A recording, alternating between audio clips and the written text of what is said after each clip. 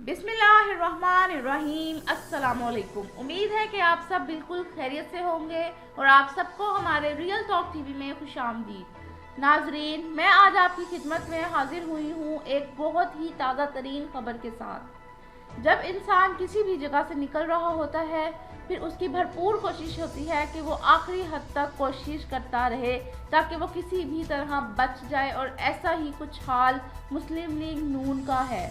मुस्लिम league नून के रहनुमा, जो कि बहुत सारे इल्ज़ामों और केसों में मुलव्विस होने के बाइस लंदन में पनाह लिए बैठे हैं, लेकिन फिर भी इधर बैठकर उनको सुकून नहीं मिल रहा। जी हाँ, मैं मुस्लिम लीग नून के रहनुमा मियां नवाज शरीफ की बात कर रही हूँ। उन्होंने फिर एक और वीडियो बयान जारी कर दिया है, और इस बयान में उन्होंने पाकिस्तान के army chief general Qamar Javed Bajwa और DGI-SI फैज़ हमीद को अच्छा खासा बुरा भला कहा है और तंज का निशाना भी बनाया है। साथ में उन्होंने मेजर जनरल अनफान मलिक का नाम भी लिया है, और इस दफ़ा तो उन्होंने इस बयान में हद ही कर दी है। किसी किस्म का कोई लिहाज ही नहीं किया और इल्ज़ामात की तो फहरिस्त ही खोल दी है। आखिर ये नवाज शरीफ ने ऐसे बयान क्यों दिए हैं, और इस बयान में उन्होंने तीनों का नाम ही क्यों लिया है, किसी और बंदे का नाम क्यों नहीं लिया। और साथ साथ मैं आपको ये भी बताती चलूँ कि मरियम नवाज ने भी एक कारनामा अंजाम दिया है। उन्होंने जारी किया है एक ट्वीट, और उन्होंने इस ट्वीट में इन तीनों रहनुमाओं पर बहुत ही घिनौना किस्म का इल्ज़ाम लगा दिया है, और यही वजह है कि अब जो है हर कोई मरियम नवाज और मुस्लिम लीग नून के खिलाफ हुआ है। खैर, इन्हीं सब बातों की डिटेल मैं आपको अपनी आज की वीडियो में बताने जा रही हूँ, लेकिन उससे पहले मेरी आप सबसे गुजारिश है कि हमारी वीडियो को लाइक ज़रूर कर दें और हमारे चैनल को सब्सक्राइब करना बिल्कुल ना भूलें, और इसी तरह की मज़ीद अपडेट्स के लिए बेल आइकन को ज़रूर दबाएँ। असल में नाजरीन, मियां नवाज शरीफ हुकूमत को देना चाहते हैं नया रुख, और इसी की भरपूर कोशिश वो आजकल कर रहे हैं, और इसी वजह से ये दोनों बाप बेटी बेतुके और फजूल किस्म के इल्ज़ामात लगाए जा रहे हैं। अब मरियम नवाज ने ये इल्ज़ाम भी लगाया है कि मुस्लिम लीग नून को इत्तला दी गई है कि सेनेट इलेक्शन के वोट के लिए PTI ने अपने ही MNAs को कंटेनर में कैद करके हरासा किया है और उनसे ज़बरदस्ती वोट भी लिया है। हालांकि ना ही मरियम नवाज के पास इस सारे मामले का कोई सबूत है, और ना वो खुद किसी भी MNA का नाम बताने में कामयाब रही हैं। फिर भी उन्होंने हवा में ये सारी बातें कर दी हैं जिसका ना ही कोई सबूत है और ना ही कोई तुक बनता है।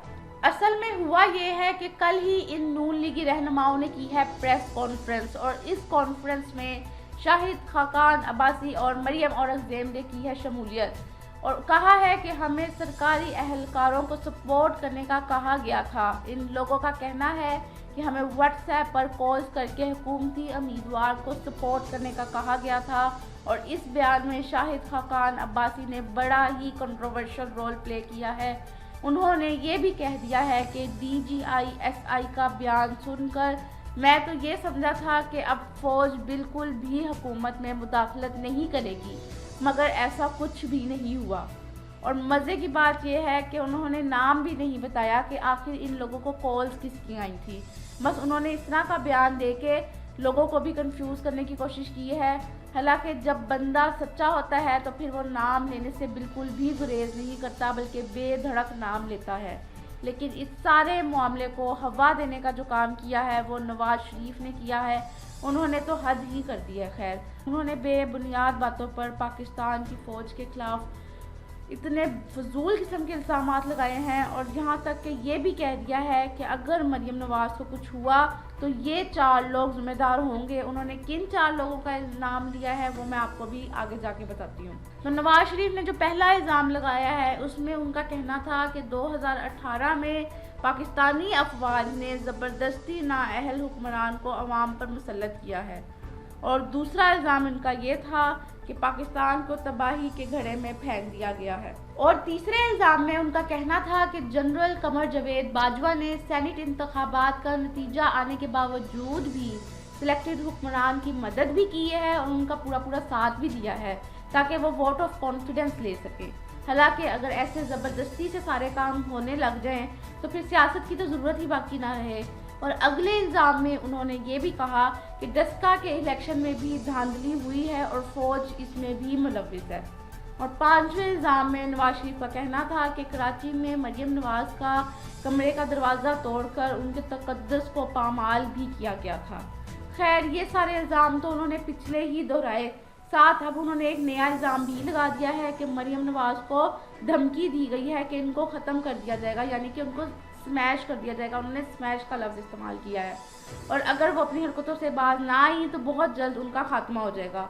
یہ انہوں نے بہت ہی بے تکا اور بے بنیاد قسم کا الزام لگایا ہے، اور ساتھ ساتھ انہوں نے یہ بھی کہہ دیا ہے کہ اگر مریم نواز کو کچھ بھی ہوتا ہے تو اس کے ذمہ دار عمران خان تو ہوں گے ہی ہوں گے، ساتھ ساتھ جنرل قمر جاوید باجوہ، فیض حمید اور ساتھ ساتھ جنرل عرفان صاحب کو بھی انہوں نے اس سب کا ذمہ دار ٹھہرا دیا ہے اپنے بیان میں۔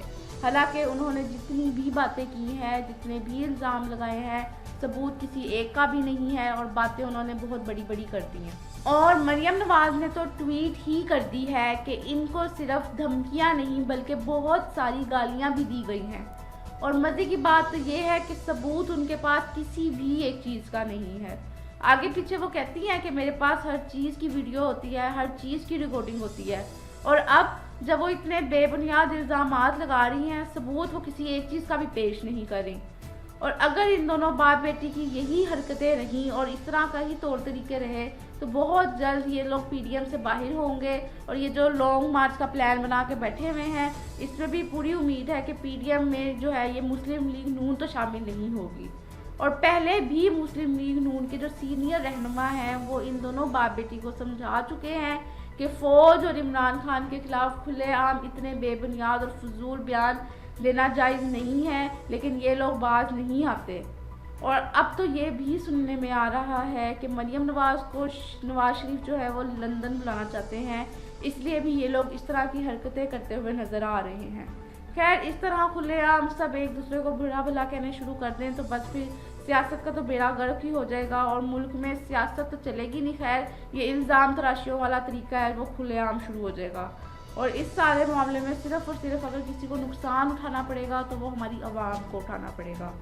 تو ناظرین، اس سارے معاملے میں اگر آپ لوگ بھی اپنی کسی بھی قسم کی کوئی رائے دینا چاہتے ہیں تو ہمیں کمنٹ ضرور کریے گا، اور اگر آپ کو یہ ہماری ویڈیو اچھی لگی ہے تو ہماری ویڈیو کو لائک ضرور کر دیے گا، اور ہمارے چینل کو سبسکرائب کرنا بالکل نہ بھولیے گا، اور اسی طرح کی مزید اپڈیٹس کے لیے بیل آئیکن کو ضرور دبائیے گا۔ شکریہ۔